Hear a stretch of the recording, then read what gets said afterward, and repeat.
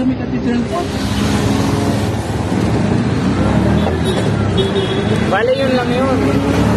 Sa yung konteksto, sa 8:23 ng kawikaan, puno-uno hanggang ayun kay Isa kayo. Oo. Si Cristo Diyos, ang Ama Diyos, ilan na? Isa. 17 on.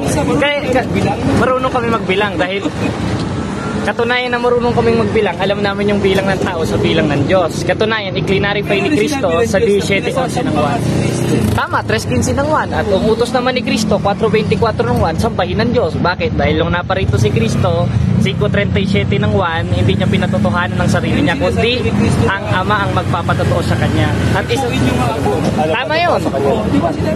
Kasi sa 1:14 ng 1, siya'y nagkatawang tao sa Pilipos 2:5-8. Nagkatawang tao. Nasa 1:14 ng 1 ang nakalagay at nagkatawang tao ang berbo. Eh hindi naman sinabing nagkatawang pusa. At yung berbo, yun ang pangalan ni Kristo. Patunay. Tama. Amen. Katunayan na suma sa Diyos, kasama na ng Diyos. Kailan? 8:23 ng kawikaan nang wala pang pasimula. Hindi panukala yun. Tanong ko sa iyo, kuya. Pag sinabing panukala, present progressive yung isang entity o future progressive? Mali sa akin kasi, panukala. Hindi, ang tanong ko nga sa'yo, yung salitang panukala. Pinaplano pala. Kaya nga, pag sinabi bang panukala, present progressive o future progressive? Present na. Ayun, present. Oh. Ngayon, sabi mo kanina, panukala, tapos sinabi mo present. Oh. Ngayon, pag sinabing present, Kaya, umiiral na ba sa kasalukuyan? Sino sasalita ron? Contradiction yung sinabi niyo. Contradiction kayo niyan kanina kasi sabi niyo panukala. Ngayon, yung panukala para sa inyo, present progressive pala. Ibig sabihin, si Kristo, tinatanggap mo, umiral na nun. Kaya, suma sa Diyos. Hindi naman sinabing magiging suma sa Diyos. Sinabi ko ba yun? Sinabi niyo.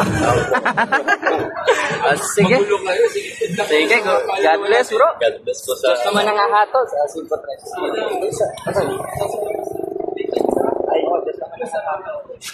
Wala naman lang nag-i-idol. Iglesia Katolika Apostolika. Sabi ni Pablo sa 4:8 ng Galacia, at yun ang Diyos ni Soriano, Diyos ng dating daan, Diyos ng Iglesia ni Cristo. Bakit? Kasi Pablo mismo nagsabi na ano? Na kayo hindi naman sa panahon ngayon sa hindi nyo pagkilala sa Diyos, kayo na sa pagkaalipin ng sa katutuloy ng mga Diyos. At kahit kailan, walang itinayo ang Diyos na MCGI, walang itinayo ang Diyos na born again, Baptist, lahat yan. Tatag lang ng tao. Dahil isa lang naman. 4:5 ng Efeso, isang Panginoon, isang mananampalataya, isang bautismo. Eh, pati itong mga, ano na ito, mga protestante ito, wala. Kasi pumurog na sila sa pananampalataya. At kung babalikan natin ang history ng kandaan-daan, may isa sila kay Soriano ngayon, pag umatras tayo, kay Nicolas Perez, pag umatras pa tayo, galing sa Iglesia ni Cristo rin. Pag umatras na tayo, doon kay Ellen G. White galing ng Iglesia ni Cristo. Umatras, papunta kay Martin Luther. Kasi Martin Luther, heretic yun. Umurong sa pananampalataya yun. At ang Iglesia naman ni Cristo ni Manalo, ayon sa kanilang Security and Exchange Commission, tinayo lang ni Manalo. Kaya ano, kung magbabasa tayo ng Biblia, ano ang itinayo ni Cristo? Kaya nga sinabi ng Lord, yun ang Iglesia Katolika. Dumaan ng maraming buwan, naging kaanib ako sa Iglesia ng Diyos kay Cristo Jesus na yun, yung RED. At ako ay naging isang defensor puto at naging panatiko pa rin. Ito na ikatunay ng Iglesia. Handa akong mamatay at pumatay. Kung nabasa ng Biblia, papatay ka. Utos, 5:44 Mateo, ibigin niyo inyong kaaway. Walang pag-ibig ito, lahat pote. Ngayon, di maliligtas yan. Atol ng atol. Kasi kung taong matol, kasi tinutuusan ng pastor namin noon. Kumatol ng kumatol. Kung tinong mga Katoliko, sumasamba sa Diyos-Diyosan. Wala namang aral sa Katikinong ng Catholic Church. Ngayon, Iglesia Katolika, suko ba sa Diyos-Diyosan? Correct. Alin ang Diyos-Diyosan? Yung sinasabi ni Pablo sa 4:8 ng Galacia, at yun ang Diyos ni Soriano, Diyos ng dating daan, Diyos ng Iglesia ni Cristo. Bakit? Kasi Pablo mismo nagsabi na ano? Na kayo hindi naman sa panahon ngayon sa hindi nyo pagkilala sa Diyos, kayo na sa pagkaalipin ng sa katutuloy ng mga Diyos. At kahit kailan, walang itinayo ang Diyos na MCGI, walang itinayo ang Diyos na born again, Baptist, lahat yan.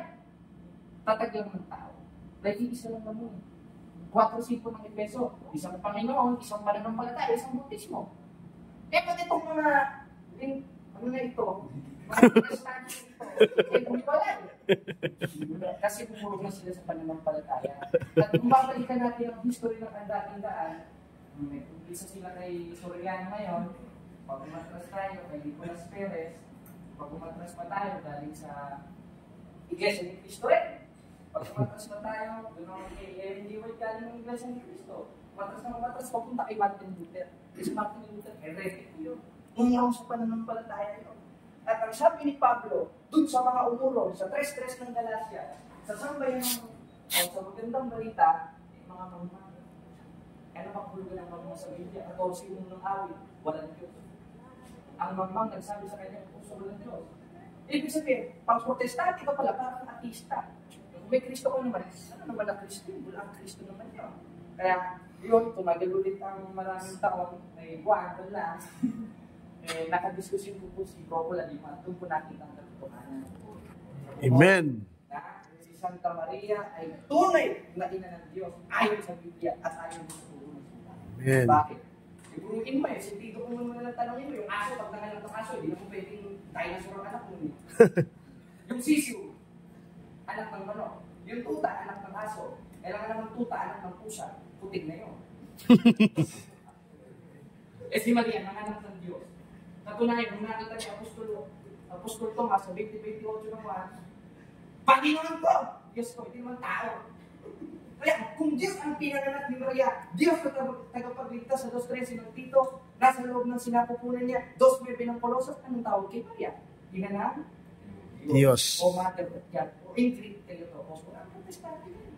Kaya yun ang po mga kapatid.